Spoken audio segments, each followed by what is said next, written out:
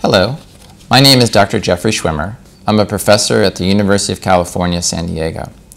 I was asked to speak with you today by the editors of the Journal of Hepatology about a new paper we have coming out in the August issue entitled Modest Alcohol Consumption is Associated with Decreased Prevalence of Steatohepatitis in Patients with Non-Alcoholic Fatty Liver Disease, NAFLD. What I'd like to do is tell you about why we did this paper, what we actually did and found, and discuss some of the implications of the paper, including some questions from the editors about recommendations for patients with NAFLD. One of the complicating factors in NAFLD is that it's defined by being quote-unquote non-alcoholic. We know that people who drink alcohol in large amounts have an increased risk for having fatty liver disease of the alcoholic form.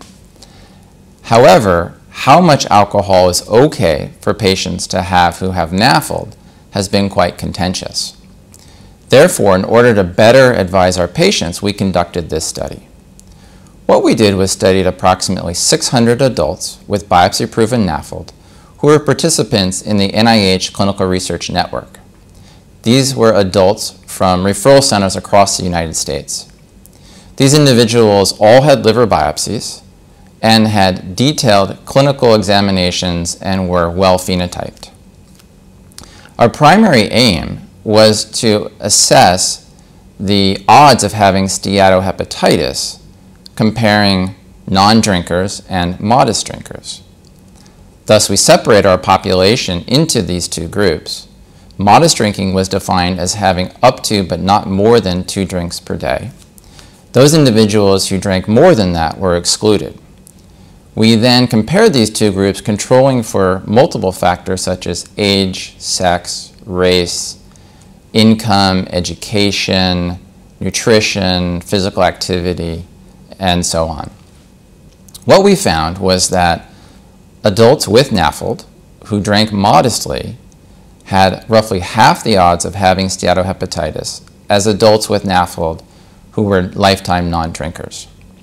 In addition, we found that there was a dose effect such that those individuals who were modest drinkers, the more days per week that they drank modestly, the less likely they were to have steatohepatitis.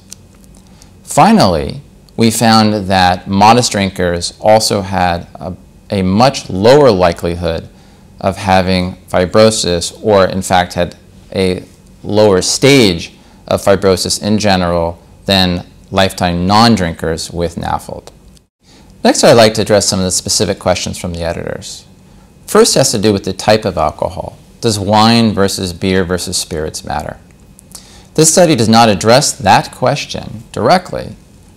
In previous work, we've shown that wine has a larger effect in terms of reducing the odds of having NAFLD than beer or spirits. However, whether type of alcohol matters for disease severity amongst those who have NAFLD is still an unaddressed question. Amount of alcohol, though, clearly does matter, and thus, regardless of what type of alcohol one is drinking, it's important to stick to modest consumption. The second question is, what should we recommend to our patients, specifically those who have NAFLD but are non-drinkers? Should they begin drinking alcohol? Our work does not tell us the answer to this. Certainly for those who are going to begin drinking alcohol, it's important that they do so modestly. Secondly, those who have a strong family history of alcoholism probably should not begin drinking at all. Thirdly, there are some people for whom we can say that these recommendations would not apply to. So they do not apply to children or adolescents who NAFLD is a different disease for. It probably doesn't apply to anybody who's under the age of 30. It also doesn't apply to anybody who has cirrhosis in association with NAFLD, because it's known that alcohol can increase the risk of liver cancer for that population. Thus, those individuals most likely to benefit from modest alcohol are those who have NAFLD, are probably over the age of 40, and thus have an increased risk for cardiovascular disease, but do not have more than mild fibrosis on their liver biopsy.